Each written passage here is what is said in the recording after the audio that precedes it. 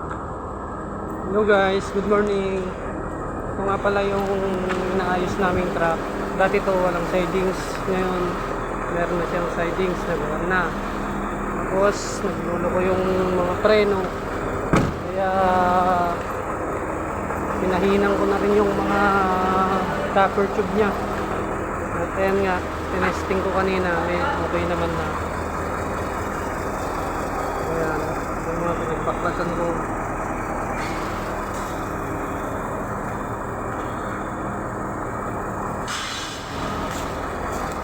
Natin kung wala nang singaw.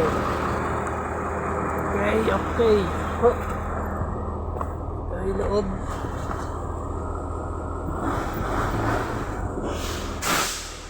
Ayan, okay na siya. Subukan natin patakbuhin.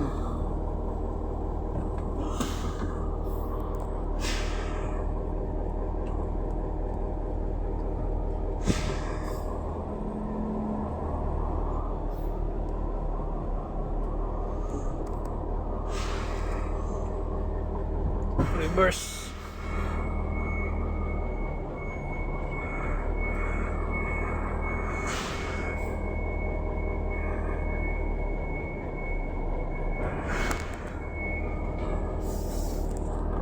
Yun, goods. Susunod naman nating ikakabit ay yung kanyang mga wiring sa stoplight. Pinugtungan kasi yung bumper. Oh. Ayan. Kailangan nating itap para magamit na siya. So, ayun lang guys.